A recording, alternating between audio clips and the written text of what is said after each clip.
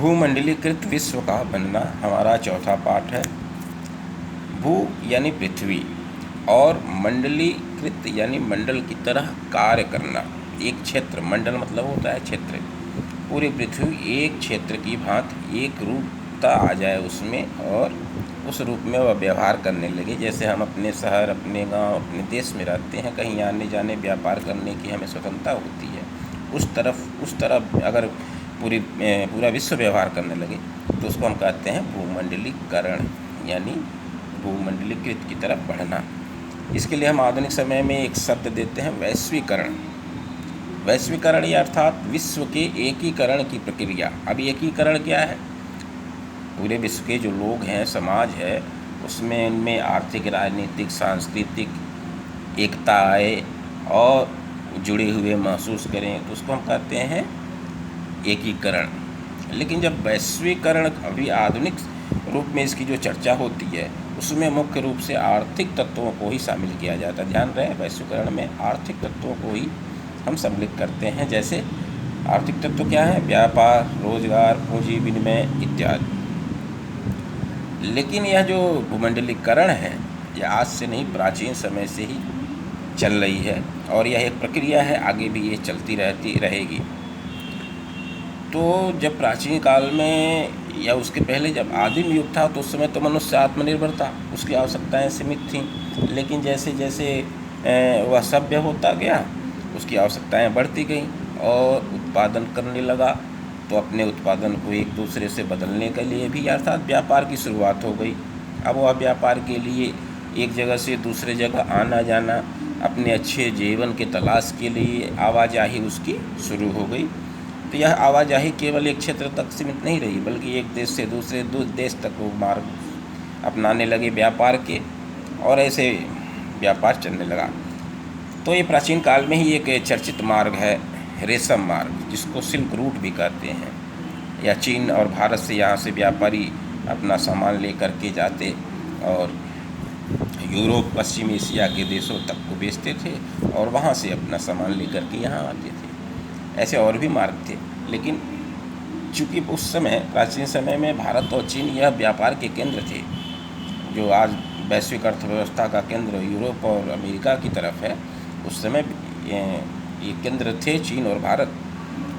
तो इसका नाम रेशम मार्ग इसलिए पड़ा कि इस रूट से जो विदेशों को भेजा जाता था, व्यापारी सामान ले जाते थे, उसमें ज़्यादातर मात्रा कपास और रेशम की होती थी, सिल्क की होती थी। इसलिए इस मार्ग का नाम ही रेशम मार्ग और सिल्क रूट पड़ गया।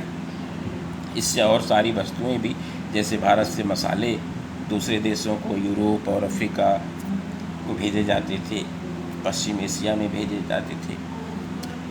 यह स्थिति धीरे धीरे आगे बढ़ती रही, लेकिन 16वीं सदी में हम देखते हैं कि वैश्वीकरण या भूमंडलीकरण की प्रक्रिया और तेज हुई। इसके कुछ कारण थे। जैसे हम देखते हैं इसी समय लगभग 15वीं, 16वीं, 17वीं सदी तक यूरोप में बहुत सारे नए नए आविष्कार हुए और उन आविष्कारों के बल पे यूरोपीय देशों ने तकनीकी विकास खूब कर लिया। जैसे भाप के इंजन का आविष्कार हुआ, रेल मार्गों का आविष्कार हुआ, नए नए कपड़ा बुनने वाले मशीनों का आविष्कार हुआ, रेलवे की उनकी स्थापना उन्होंने कर ली, लाइट का। तो इस तरह से हम देखते हैं कि यूरोपीय देशों ने उत्पादन में तेज़ी से वृद्धि की। चूँकि मशीनों का आविष्कार हो गया तो मशीनों से उत्पादन उनका ज़्यादा होने लगा और इस उत्पादन को दूसरे देशों में बेचने के लिए, व्यापार के लिए उन्होंने नए नए जलमार्गों की खोज की। अब इन जलमार्गों की खोज से एक जगह से, एक देश से दूसरे देश जाना आसान हो गया, पहले की अपेक्षा ज़्यादा आसान हो गया। तो इसको हम कहते हैं कि दुनिया का सिकुड़ना, यानी अब दुनिया छोटी लगने लगी। छोटी कैसे लगने लगी? इन नए नए आविष्कारों से। जब पानी वाले जहाज़ बनने लगे और तेज़ी से हम कम समय में अब एक देश से दूसरे देश, एक जगह से दूसरे जगह पहुंच सकते थे। तो इसलिए इसको कहते हैं दुनिया का सिकुड़ना, जिसमें आविष्कारों और तकनीकी विकासों, नए नए जलमार्ग की खोज की ज़्यादा रोल था। जैसे भारत की खोज हुई वास्को डी गामा ने भारत की खोज क्या किया? उसने जल मार्ग की खोज किया जो यूरोप से और भारत को पहुंचती थी। ऐसे ही कोलंबस अमेरिका की खोज किया। अब जब अमेरिका की खोज हुई और यहाँ यूरोप का बाज़ार बढ़ा तो एक दूसरे देश उनको जाना ज़्यादा होने लगा और वह अब दूसरे बाज़ारों पे एकाधिकार अपना स्थापित करने का प्रयास करने लगे। अब एकाधिकार कैसे स्थापित हो? तो इसके लिए वहाँ पे वो दूसरे देशों पर राजनीतिक रूप से अपना शासन स्थापित करने लगे। इसी को हम कहते हैं उपनिवेशवाद। उपनिवेश क्या है? जब कोई शक्तिशाली देश कमज़ोर देश पर अपना आधिपत्य राजनीतिक शासन स्थापित कर ले तो उसको हम कहते हैं कि उपनिवेश स्थापना। और इस ऐसे विचार रखने वाले देशों को क्या कहते हैं? उपनिवेशवाद। इन नए आविष्कारों और तकनीकी विकास के बल पर अब जो व्यापार का केंद्र था वह चीन और भारत की बजाय अब यूरोप बन गया। अब व्यापार का केंद्र यानी उसका जो झुकाव था ज़्यादा यूरोप की तरफ हो गया। उसमें भी ब्रिटेन और फ्रांस जैसे देश काफ़ी तरक्की कर लिए और उन्होंने कई देशों को अपना गुलाम बना लिया, इसलिए उनको बड़ा बाज़ार भी मिल गया और उन देशों से उन्हें कच्चा माल भी प्राप्त होने लगा। अब यह स्थिति कैसे बदल गई? 18वीं सदी तक भारत से बने हुए वस्त्र ज़्यादा जाते थे यूरोप या ब्रिटेन या पश्चिम एशियाई देशों में, लेकिन अब उनके वहाँ मशीनी आविष्कार हो गए, उनका सामान सस्ता पड़ने लगा क्योंकि यहाँ हाथ से बनता था, काफ़ी समय लगता था, श्रम ज़्यादा लगता था, तो भारतीय सामान या कपड़े महंगे होते थे और उनका मशीनों से बनता था तो वह सस्ते पड़ने लगे। अब बाज़ार से बाकी देशों के जो वस्त्र थे, अन्य वस्तुएं थी, वो बाहर होने लगे और उस पर यूरोपियों का अधिकार होने लगा। अब उपनिवेश भी बन गए। बहुत सारे यूरोप के देशों ने अन्य देशों पर अपना राजनीतिक शासन स्थापित कर लिया तो उनको वहाँ से कच्चा माल भी मिलने लगा। तो 18वीं सदी तक हम देखते हैं जैसे कि भारत से बने बनाए वस्त्र वगैरह ज़्यादा जाते थे, लेकिन अब धीरे धीरे कच्चा माल जाने की मात्रा बढ़ने लगी और बने बनाए वस्त्र अब उधर से आने लगे, यानी हमारे वहाँ से कच्चा माल जा रहा है और वहाँ से वस्त्र बन के आके हम ही को ही बेचा जा रहा है। तो इस तरीके से यूरोपीय देशों का जो व्यापार पर एकाधिकार बढ़ने लगा। और इसी बीच अमेरिका की खोज हुई, कोलंबस ने किया और अमेरिकी महाद्वीप के रूप में उनको एक नया बाज़ार, और फिर वहाँ से अफ्रीका एक महाद्वीप के रूप में, ये तो उसके बाद ऑस्ट्रेलिया भी, ऐसे उनको मिल गए जहाँ पे वह अपने व्यापार व्यवसाय को और बढ़ा सकते थे।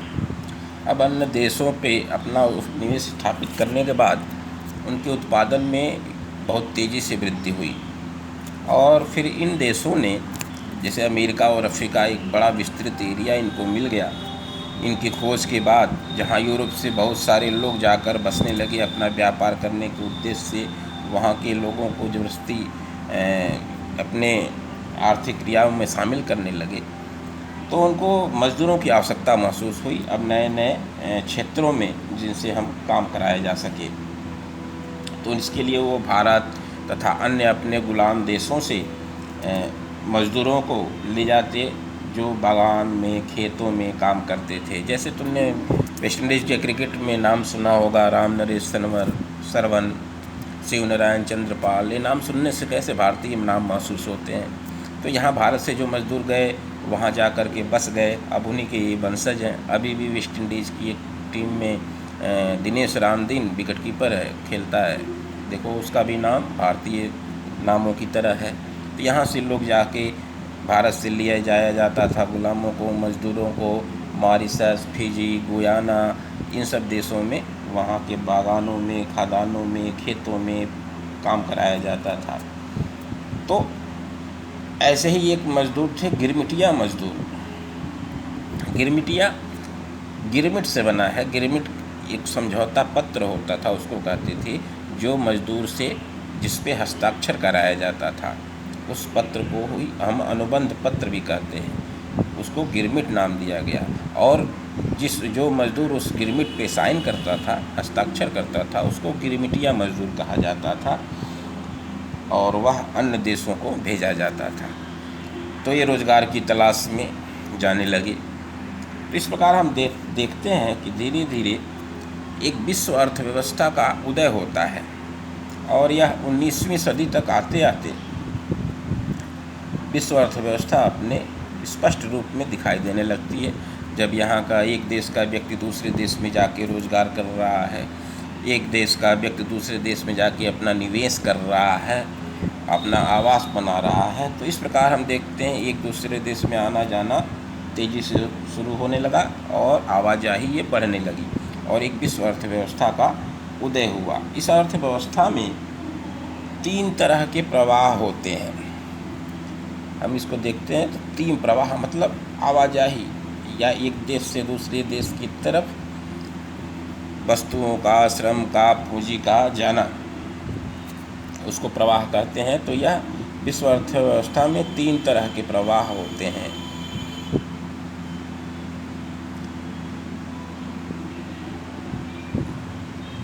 पहला है वस्तुओं का। वस्तुएं व्यापार के लिए एक देश से दूसरे देश को भेजी जाती हैं। दूसरा है श्रम का, इसको हम रोज़गार भी कह सकते हैं।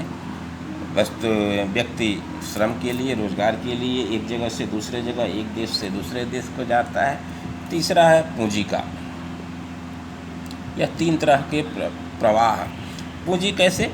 जैसे हम जाके दूसरे देश में अपनी फैक्ट्री स्थापित कर लें, उद्योग स्थापित कर लें, तो वहाँ हमने क्या किया? पूंजी का इन्वेस्ट किया, निवेश किया।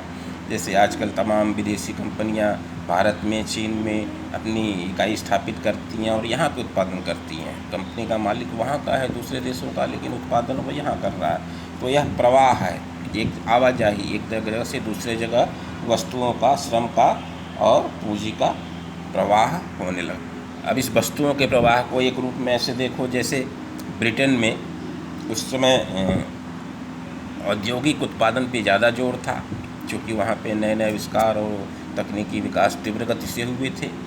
तो वहाँ पे जो खाद्य सामग्री थी उसका भी बाहर से आयात होता था ज़्यादा, उसके उत्पादन पे कमज़ोर था। अब जो वहाँ पे किसानों का उत्पादन था वो महंगा लगने लगा और जो बाहर से वस्तुएं, वही वस्तुएं जो बाहर से आ रही थी वो सस्ता लगने लगी, वो सस्ते बिकते थे। तो वहाँ के किसानों की स्थिति बिगड़ने लगी। तो क्या हुआ, वहाँ के सरकार ने जैसे मक्का की आयात पर प्रतिबंध लगा दिया। इसको कार्न लॉ कहते हैं। इस पे इसलिए प्रतिबंध लगा दिया ताकि वहाँ के जो किसान हैं उनका जो वस्तु है, उनका जो माल है उसका उचित दाम उनको मिल सके।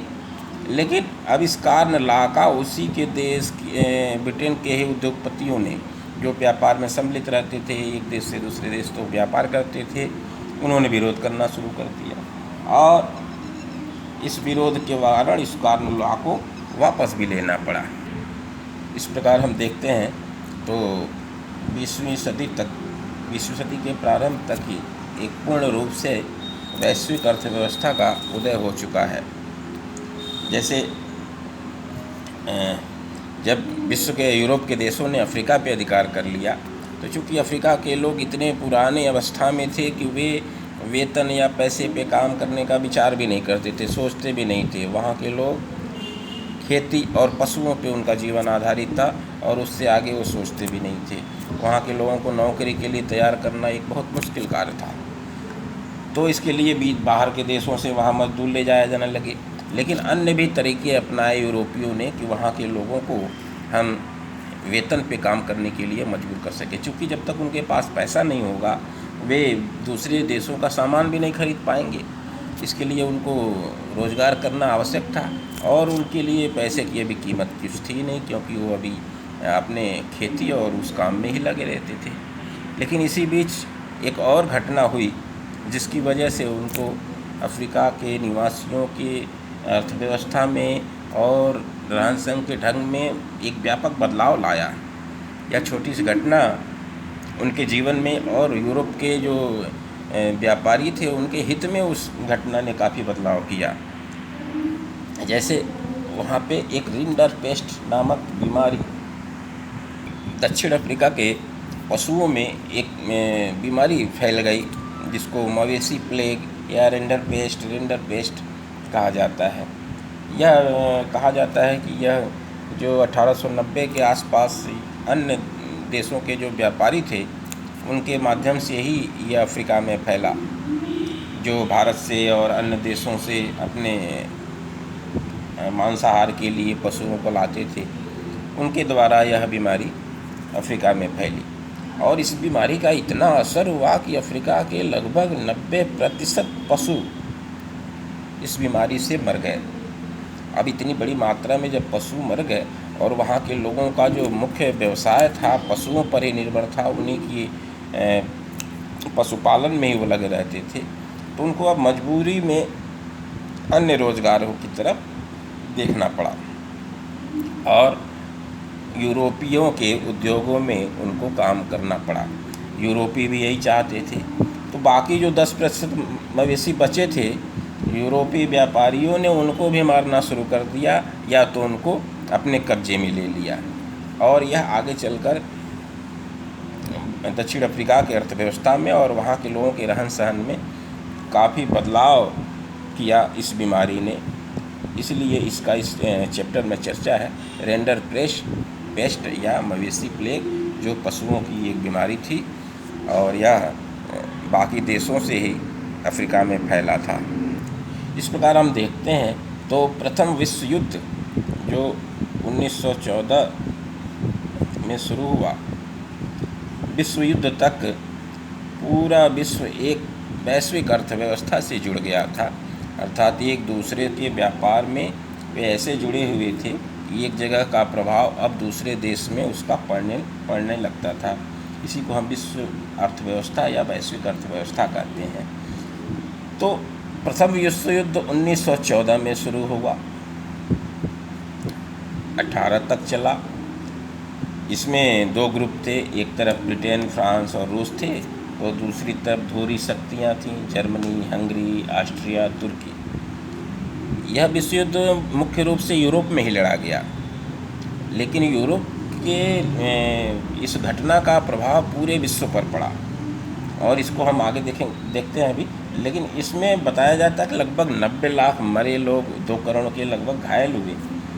तो यहाँ पे हम इस पाठ में इसकी जो आर्थिक प्रभाव पड़ा उसकी चर्चा करेंगे। प्रथम विश्व युद्ध तो जब शुरू हुआ तो उस समय यूरोप का प्रभाव था, लगभग पूरे देश में व्यापारिक केंद्र के रूप में यूरोप ही था। अभी हमने जो इसके पहले अभी चर्चा किया है इस पाठ में, उसको तुमने देखा कि यूरोप के लोगों का ही लगभग पूरे विश्व में एकाधिकार था।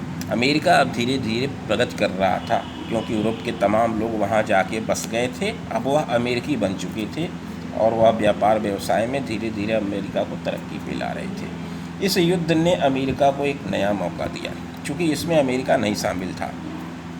अब वह क्या करने लगा, इन देशों को सामान सप्लाई करने लगा विश्व युद्ध में, क्योंकि विश्व युद्ध में सभी देशों के, यूरोप के जो देश थे वे शामिल थे और वह ज़्यादा से ज़्यादा उत्पादन कर रहे थे हथियारों का और युद्ध की अन्य सामग्रियों का। तो उनकी बाकी जो उत्पादन थी वस्तुओं की, वह सब अमेरिका से होने लगा। अमेरिका इनको हथियार भी देने लगा।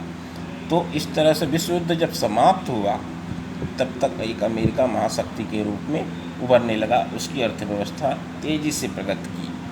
अब चूँकि जब तक विश्व युद्ध था ये देश अमेरिका से सामान ले रहे थे, जब विश्व युद्ध समाप्त हो गया तो इन्होंने अब अमेरिका से सामान लेना कम कर दिया या बंद कर दिया, अब अपना उत्पादन करने लगे। इस विश्व युद्ध में यूरोप के इतने लोग मरे कि अब वहाँ की अर्थव्यवस्था में महिलाओं को भी आना पड़ा आगे। अब महिलाएं भी रोजगार करने लगी। अब इन रोजगार से धीरे धीरे इसका भी, यूरोप के देशों का भी उत्पादन बढ़ा।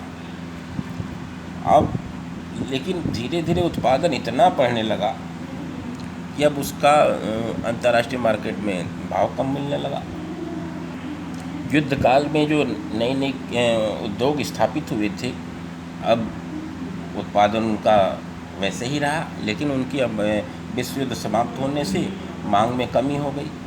अब मांग में कमी हुई तो क्या हुआ, उन्होंने उत्पादन करना कम किया पहले तो उन्होंने उत्पादन बढ़ा दिया कि जो हमारा माल कम सस्ता बिका है उसकी भरपाई हो सके, लेकिन जब उत्पादन बढ़ा तो क्या हुआ, और ज़्यादा उसके महंगाई कम हो गई तो उनको और घाटा होने लगा।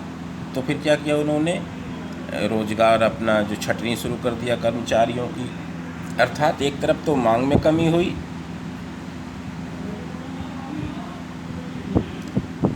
दूसरी तरफ रोज़गार कम होने लगे।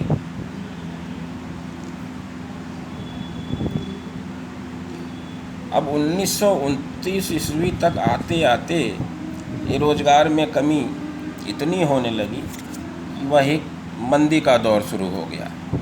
इसी को हम महामंदी या महा आर्थिक मंदी के नाम से जानते हैं, और इसका प्रभाव लगभग 1933-34 ईस्वी तक रहा। अब इससे काफ़ी देशों के जब उत्पादन खुद वो करने लगे और उन्होंने अमेरिका वगैरह से सामान लेना कम कर दिया, तो अमेरिकी जो बैंक थे वे बहुत सारे लोन दिए थे यूरोपीय बैंकों को, अब उन्होंने लोन देना कम कर दिया। लोन देने कम करने से वजह से व्यापार प्रभावित हुआ। इस प्रकार अब महामंदी से धीरे धीरे पूरा विश्व उबर ही रहा था, तब तक दूसरा विश्व युद्ध शुरू हो गया 1939 में, जो कि 1945 तक चला। तो अभी महामंदी का दौर सबने देखा ही था। तो अभी विश्व युद्ध समाप्त होने वाला था, ऐसा लगने लगा कि अब विश्व युद्ध समाप्त हो जाएगा, द्वितीय विश्व युद्ध। तो बाकी विश्व युद्ध के बाद जो मंदी आने वाली थी संभावित, जैसा कि पहले विश्व युद्ध के बाद आया था, उसके अनुभव को देखते हुए विश्व के जो अर्थशास्त्री थे, राजनीतिक व्यक्ति थे, देश थे, उन्होंने उसके अब विश्व युद्ध के बाद आर्थिक स्थिरता को बनाने के लिए काम करना शुरू कर दिया। और इसी के संबंध में अमेरिका में ही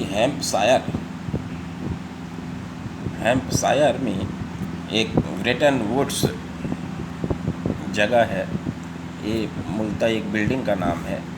इसी बिल्डिंग में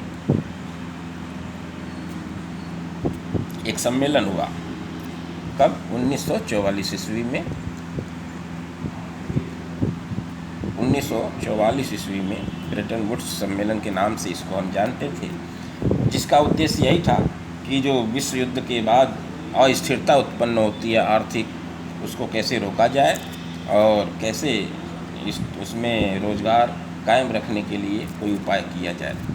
तो युद्ध के बाद आर्थिक स्थिरता को बनाए रखने और रोज़गार बनाए रखने, उत्पादन को सामान्य रखने के लिए 1944 में अमेरिका के न्यू हैम्पशायर में ब्रेटन वुड्स एक जगह पर एक सम्मेलन हुआ। इसको कहते हैं संयुक्त राष्ट्र मौद्रिक एवं वित्तीय सम्मेलन, इस सम्मेलन के नाम से, और इसको एक और नाम से जानते हैं ब्रेटन वुड्स सम्मेलन। ब्रेटन वुड्स सम्मेलन या संयुक्त राष्ट्र मौद्रिक एवं वित्तीय सम्मेलन कहते हैं। अब इस सम्मेलन में दो संस्थाओं का गठन हुआ। इसमें एक था IMF, इसके शॉर्ट नाम है किसका, अंतर्राष्ट्रीय मुद्रा कोष, IMF अंतर्राष्ट्रीय मुद्रा कोष, और दूसरा संगठन था विश्व बैंक। इसका गठन किया गया। चूँकि एक ही सम्मेलन में इन दोनों का गठन किया गया, इसलिए इन दोनों को जुड़वा संतान कह दिया जाता है। किसका, ब्रेटन वुड्स सम्मेलन का, चूँकि एक ही में इन दोनों संस्थाओं का गठन किया गया और इसलिए इसका नाम कर दिया गया विश्व बैंक और IMF को, कि ब्रेटन वुड्स सम्मेलन की ये दोनों जुड़वा संतानें थी। अब इस सम्मेलन में क्या तय किया गया कि विश्व में ऐसा नियम बनाया जाए, ऐसी नीति बनाई जाए कि मौद्रिक स्थिरता कायम रहे और जो विनिमय की दर है स्थिर रहे। जैसे रुपए और डॉलर में, पॉइंट में आपसी संबंध क्या रहे, उसको स्थिर कर दिया जाए। ऐसा न हो कि किसी देश का मूल्य, रुपए का मूल्य घटता जाए, किसी एक देश का बढ़ता जाए, तो उसको उसमें स्थिरता लाई जाए। दूसरा, रोज़गार में स्थिरता लाई जाए, क्योंकि जब रोज़गार रहेगा तभी उपभोग का स्तर ऊपर रहेगा और तभी उत्पादन का जो वस्तुएं रहेंगी उनकी खपत हो सकती है। अगर यह उत्पादन का खपत नहीं होगा तो फिर से वह आर्थिक मंदी आ सकती है, जो प्रथम विश्व युद्ध के बाद आई थी महामंदी। तो उस महामंदी जैसी किसी घटना को रोकने के लिए ही इस ब्रिटेन वुड्स सम्मेलन का आयोजन किया गया था और उसमें इन दो संस्थाओं का गठन किया गया था। द्वितीय विश्व युद्ध के बाद देखते हैं कि जो विश्व के लगभग सारे जितने गुलाम देश थे या उपनिवेश थे, उनमें धीरे धीरे अब आज़ादी उनको मिलनी शुरू हो गई। संयुक्त राष्ट्र संघ का भी गठन हुआ, वह भी इसके पक्ष में था, तो ज़्यादातर देश आज़ाद हो गए। लेकिन ये जो ब्रिटेन वुड्स से जो दो संस्थाएं निकली थी, कौन कौन सी, IMF यानी अंतर्राष्ट्रीय मुद्रा कोष और विश्व बैंक, ये दो संस्थाएं जो थीं यह विश्व की अर्थव्यवस्था को नियंत्रित करने लगी, उसकी देखरेख में नियंत्रित करने लगी। लेकिन इसमें क्या था कि इन दोनों संस्थाओं पे उन्हीं देशों का अधिकार था जो विकसित थे, जैसे ब्रिटेन हुए, यूरोप हुआ, अमेरिका है, तो विकसित देशों का ही अधिकार था इन दोनों संस्थाओं पे। तो जो नए नए देश बने थे, अभी जो विकासशील थे, विकास करने की प्रक्रिया में थे, उनको इन नीतियों से नुकसान होने लगा। किसके, IMF अंतर्राष्ट्रीय मुद्रा कोष और विश्व बैंक की नीतियों से। तो विकासशील देशों ने एक नया समूह बना लिया, उस समूह को कहते हैं G77। यह विकासशील देशों का समूह है। इन्होंने आपस में एक संगठन बना लिया और एक नए अंतर्राष्ट्रीय आर्थिक प्रणाली की इन्होंने आवाज़ उठाई कि जो तुम्हारा नियम है, प्रणाली है अर्थव्यवस्था को, वैश्विक अर्थव्यवस्था को संभालने की, उससे विकासशील देशों को कोई हित नहीं होता है उसका, बल्कि उन्हें खामियाजा उठाना पड़ता है। तो और इनकी ये जो मांग थी वो लगभग सफल भी हुई और बाद में इस जो मुद्रा विनिमय का था वो अब बाज़ार पे कर दिया गया कि बाज़ार पे जैसा रुख रहेगा उसके हिसाब से मुद्राओं का विनिमय उनका में परिवर्तन होगा, कोई वो निश्चित नहीं रहेगी, स्थिर नहीं रहेगा। और सारे परिवर्तन हुए जो अब तक चल